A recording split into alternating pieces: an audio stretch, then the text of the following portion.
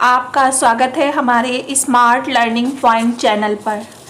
आज मैं आपको अपने इस वीडियो के थ्रू UPSSC के द्वारा वीडियो एग्ज़ाम भी आयोजित करवाया जाएगा और इसकी एक नई वैकेंसी नए अभ्यर्थियों के लिए आने वाली है।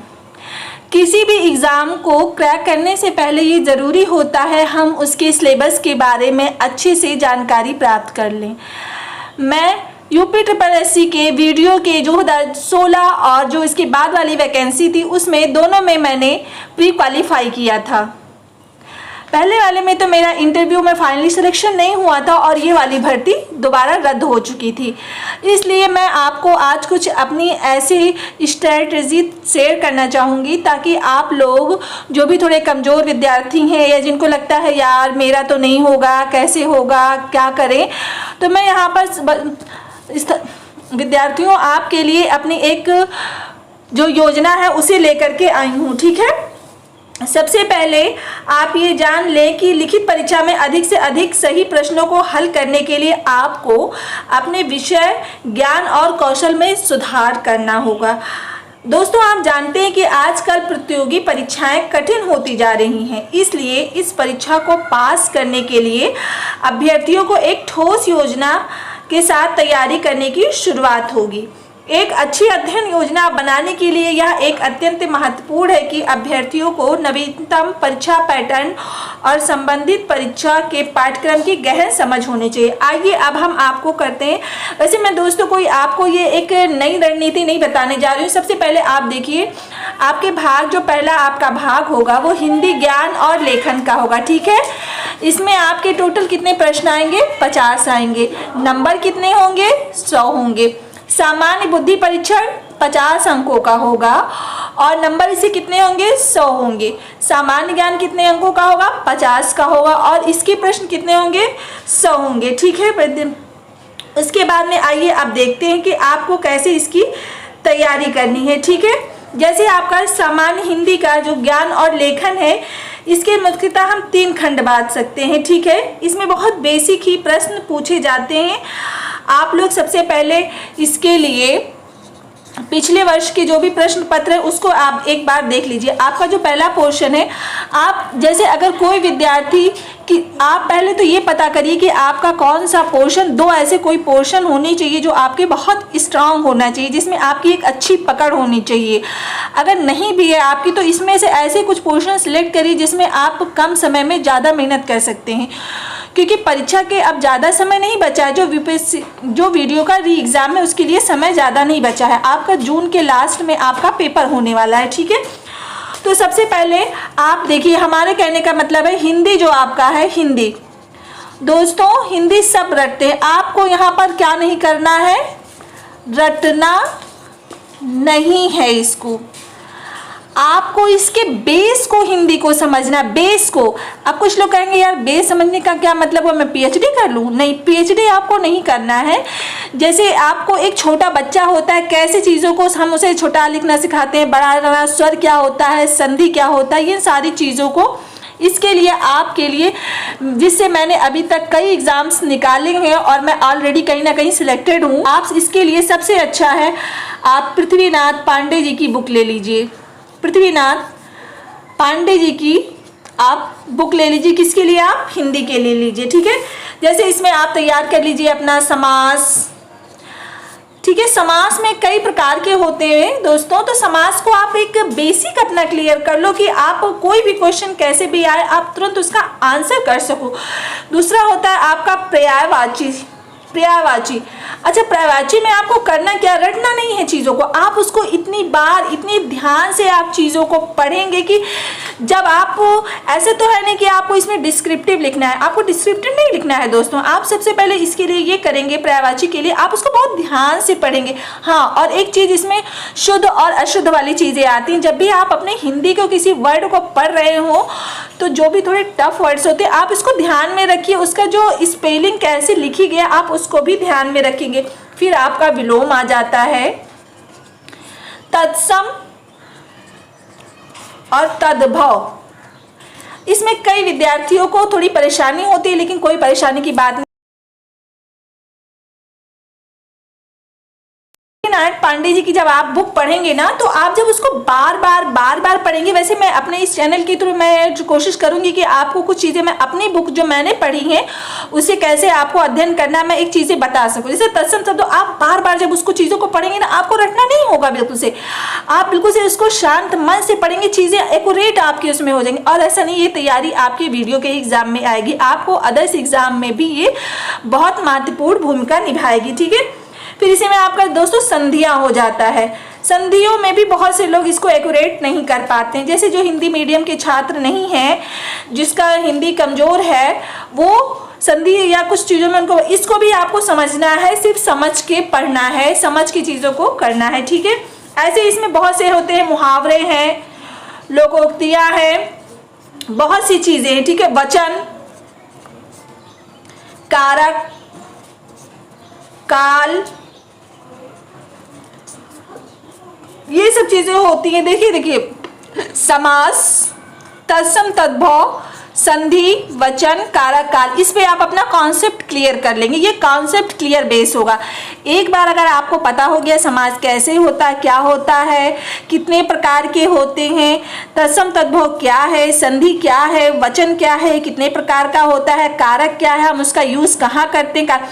एक चीज मैं दोस्तों आपको ये भी चीज कहना चाहती हूँ, अगर किसी को हिंदी के वर्ड्स थोड़े से, तो आप उसको इंग्लिश में भी चीजों को समझ सकते हैं। जैसे कि समास को इंग्लिश में हम क्या कहते हैं, जैसे कारक हो गया, कारक को हम इंग्लिश में कैसे वो करते हैं, ये चीज़ें मैंने अपने आपको नोट्स में दिखाऊंगी, मैंने कैसे किया था, इस तरीके से आप कर सकते हैं, ठीक है। एक क्वेश्चन ये हो गया। तो दोस्तों आप कोशिश करेंगे कि 50 प्रश्न में से कम आपका टारगेट होगा हम 50 ही सही करें। 50 में आप 50 करने की कोशिश करेंगे, ठीक है। आप अगर 50 करते हैं, मान लीजिए आपको, तो कम से कम मैक्सिमम हम ये मान के चलते हैं कि आप 40 प्रश्न बिल्कुल से एक्यूरेट करेंगे। कितना हो गया? एक प्रश्न जो आपका होगा कितने नंबर का होगा आप बताइए। इस तरीके से आपके कितने नंबर हो जाएंगे। अगर आप 40 करते हैं तो आप 40 को 2 से गुणा कर दीजिए, 80 नंबर आपका हो गया, ठीक है। अब ये हो गया। और दूसरा पोर्शन मेरे दोस्तों कहने का मतलब ये है, आप फिर ले सकते हैं सी सेक्शन में ले रही हूं यहां पर सामान्य ज्ञान, ठीक है दोस्तों, सामान्य ज्ञान। ये दोस्तों बहुत इजी पोर्शन है, लेकिन कुछ लोगों को बहुत ज़्यादा टफ लगता है ये, ठीक है। इसमें आपको करना क्या है, सामान्य पोर्शन में, ठीक है।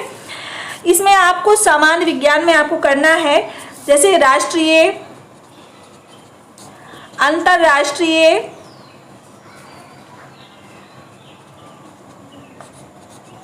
अंतरराष्ट्रीय महत्व की करंट, आपका करंट तैयार होना चाहिए, ठीक है। करंट के लिए इस समय कई मैगजीन्स ऐसी हैं जिसको आप ले सकते हैं, मैं अपने चैनल के थ्रू भी ये चीज़ें आपकी तैयार करवाऊंगी, ठीक है।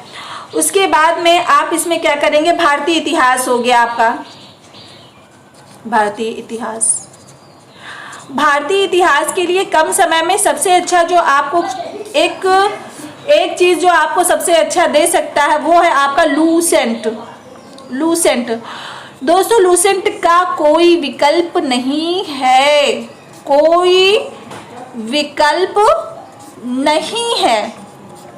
मैंने खुद ऐसा किया, इसलिए मैं आपको ऐसा बता रहा हूँ। आप यकीन मानिए दोस्तों, मैं एक बहुत छोटे से शहर से बिलोंग करती हूँ। मेरे यहाँ पर आप एक एनसीईआरटी की बुक भी लेने जाते हैं तो आपको ईजिली अवेलेबल नहीं हो पाती हैं।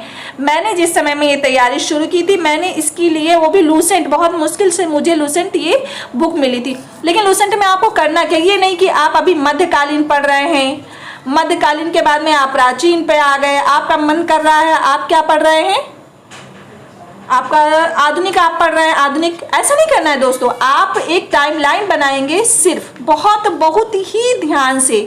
प्राचीन इतिहास आप पढ़ेंगे,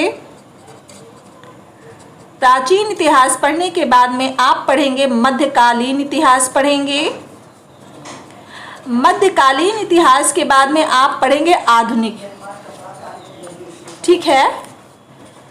आप जब आधुनिक इतिहास पढ़ेंगे, ठीक है, ये आपको चीज़ें ऐसे पढ़नी है ना दोस्तों कि आप जब ऑप्शंस देखो ना तो वो चीज़ें आपको होनी चाहिए, यार मैंने ये पढ़ा था, मतलब आप एक कनेक्ट कर सको चीज़ों को। आपको ये पता होना चाहिए कि हर्षवर्धन से पहले चंद्रगुप्त था कि चंद्रगुप्त चीज़ें आपको पता होनी चाहिए, ठीक है। जैसे आधुनिक इतिहास में आपको जब एक टाइम लाइन से पढ़ेंगे, जब आप इसको एक सीक्वेंस के क्रम में पढ़ेंगे तो आपको ये चीज़ें पता होंगी कि पहले असहयोग आंदोलन चला कि दांडी मार्च आया, ठीक है। एक आपके दिमाग में जैसे कभी एक मिलाने वाला होगा या किससे किसको कनेक्ट करना है, तो आप एक सीक्वेंस में, जैसे गिनती में दोस्तों क्या होता है, हमें पता होता है ना, छोटा के बाद बड़ा आएगा, बड़ा से पहले छोटा आएगा।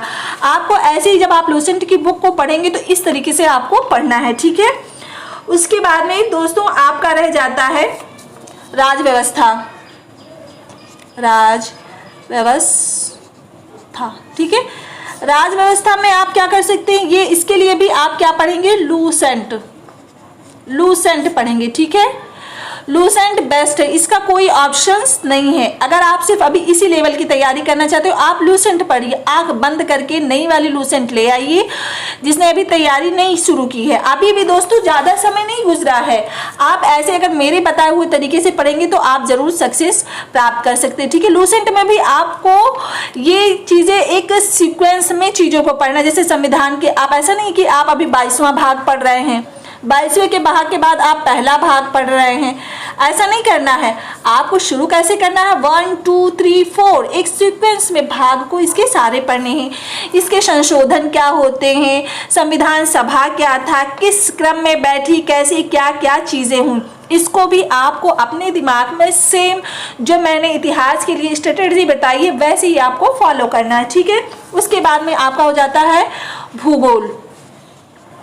वेरी इजी है भूगोल। कुछ लोग कहेंगे यार हमें याद नहीं होता है। अब आप सोचोगे यार लूनी नदी कहाँ पर बहती है, लूनी नदी कहाँ पर बहती है, आप सोच रहे हो यार गंगा कहाँ पर जाकर के इसका अंतिम होता है, बंगाल में होता है, बंगाल की खाड़ी में गिरती है। ये याद नहीं करना है आपको, जस्ट आप क्या करेंगे, लूसेंट लेंगे। अगर आप स्टूडेंट एटलस की मैप खरीद सकते, जस्ट आप मैप लीजिए, आप देखते जाइए गंगा कहाँ से निकल रही है, निकलते हुए कहाँ पर जाकर के वो गिर रही है, आपको पता होगा ये बंगाल में जाकर के बंगाल की खाड़ी में गिरती है, ठीक है। जस्ट आपको पता है। आप मानसून के बारे में पढ़ रहे हैं तो मानसून के बारे में भी आपको क्या करना है, मैप के थ्रू ही पढ़ना है। आप चीज़ों को लूसेंट से पढ़िए और ये कोशिश करिए जब भी आप पढ़ें, भूगोल को मेरा बहुत ही डीपली ये मानना है, बहुत ही मैं आप लोगों को एक ये सजेशन देती हूँ, बिना मैप के आप स्टडी नहीं करेंगे भूगोल का। या तो आपकी रटने की क्षमता बहुत अच्छी होनी चाहिए, लेकिन मेरा मानना है कि रटना नहीं है चीज़ों को। हो सकता हो रटने से आपको किसी को सक्सेस जल्दी मिल जाए, या हो सकता हो आप बार बार उसी चीज़ों करें, लेकिन अगर आप एक बार समझ के पढ़ते तो आने वाली प्रतियोगिताओं में आप अवश्य सफल होंगे। मैं सिर्फ ये वीडियो के लिए नहीं बता रही हूँ, आगे एग्ज़ाम के लिए भी आपके लिए बहुत अच्छा होगा। उसके बाद में दोस्तों आता है आप कंप्यूटर, जैसे कुछ कंप्यूटर के भी कुछ बेसिक्स आप पढ़ सकते हैं, ठीक है। बेसिक चीज़ें आपको पढ़नी है, बेसिक। उसके लिए भी मैं आपको लूसेंट ही चीज़ों को, आप ये सोच रहे होंगे अरे यार ये तो सब बताते हैं, मैम तो सिर्फ लूसेंट ही बता रही है, लूसेंट में क्या खास है। लूसेंट में बहुत खास है दोस्तों। आप लूसेंट को अगर डीपली पढ़ते हैं तो हर बार जब भी आप पढ़ेंगे आपको लगेगा कि मुझे एक नए फैक्ट का पता चला है, एक नए फैक्ट का पता चला। जैसे नदी का पानी होता है, बहता रहता है, रास्ता वही होता है, लेकिन सेम पानी नहीं होता है। वैसे ही जब आप इसको मेरे बताए हुए तरीके से अध्ययन करेंगे तो आपको बहुत ही फायदा मिलेगा, ठीक है दोस्तों। उसके बाद में आपका लास्ट में जो चीजें बचती हैं आपकी, वो है आपका बी पोर्शन, जो मैंने लास्ट में उठाया था, सामान्य बुद्धि परीक्षण, ठीक है। ये भी आपका 50 अंकों का है, ठीक है, सॉरी 50 प्रश्न है जिसमें, और ये 100 नंबर का है, ठीक है। अब आपको इसमें क्या करना है, जैसे 2016 वाला जब मैंने दिया था तो उसमें एक, जैसे कि हम नॉन टेक्निकल बैकग्राउंड के स्टूडेंट अगर हैं तो हमारे लिए जैसे कि एक मतलब बेसिक्स चीज़ें हम कर लेते हैं, लेकिन अगर कोई हमसे बैंकिंग लेवल या बहुत हाई लेवल की चीज़ें पूछेगा, जैसे आपके वीडियो 2018 वाले एग्जाम में हम लोगों ने देखा कि उसके जो क्वेश्चंस थे इतने बड़े बड़े क्वेश्चंस होते कि वो हम आसानी से नहीं लगा सकते। उसके लिए हमें बहुत प्रैक्टिस की ज़रूरत होती है, ठीक है। इसके लिए मैं आपको ये कहूँगी, आप अगर आपके पास समय नहीं बचा है, आप इस पे थोड़ा सा मैं ऐसा नहीं कहूँगी इस पोर्शन को हमें देखना ही नहीं है, ऐसा नहीं होता। बूंद बूंद से घड़ा भरता है दोस्त। के लिए आप आर्यहंत पब्लिकेशन की बुक आती है एक, वो जो पेंसिल जिस पे बने होते हैं कलर्स वाले, अब वो कैसे आती है मार्केट में मुझे इसका कोई आइडिया नहीं है, आप उसको देख लेंगे। आप उसको लेकर के जैसे कोडिंग डिकोडिंग का क्या है और कथन और निष्कर्ष वाले क्वेश्चंस कैसे होते हैं, और कुछ यूट्यूब्स की भी आप मदद ले सकते हैं। ऐसा नहीं कि आप मेरे ही यूट्यूब चैनल को फॉलो करिए, मेरे ही बताए हुए। दोस्तों देखिए, कोई भी सफल अभ्यर्थी या कोई भी यूट्यूबर या कोई बुक को हमें ब्लाइंडली नहीं फॉलो करना है। हर किसी के एक अपनी क्षमता होती है, हर किसी का एक अपनी स्ट्रेंथ होती है। आपको मैं सिर्फ जो नॉलेज बता रही हूँ, आप अपने बुद्धि और विवेक के आधार पे इसको लेने का या ग्रहण करने का प्रयास करें, ठीक है दोस्तों। तो मेरे कहने का अर्थ ये, मैं सारांश में अब ये कहना चाहती हूँ कि जो आपके ए, बी और सी वाले पोर्शन है, मैं जिसमें हिंदी और जीएस, इन दो को अगर आप कमांड कर लेते हैं बहुत अच्छे से, अगर आप मान लीजिए 100 में से अगर आपके 100 प्रश्न है, 100 में अगर आप 80 भी सही कर लेते हैं तो आपके 160 प्रश्न हो गए, ठीक है। और अगर ये आप सामान्य बुद्धि परीक्षण है, मैं ये मानती हूँ कि आप इसमें 25 क्वेश्चन सॉल्व करेंगे, ठीक है। 25 ये अगर आप सॉल्व करते तो आपके कितने नंबर हो गए? 50 नंबर हो गए दोस्तों, 210 नंबर हो गए। और जो आपका ये एग्ज़ाम हो रहा है, बहुत से ऐसे लोग होंगे जिनका कहीं और सिलेक्शन हो चुका है, वो एग्ज़ाम अब नहीं देंगे।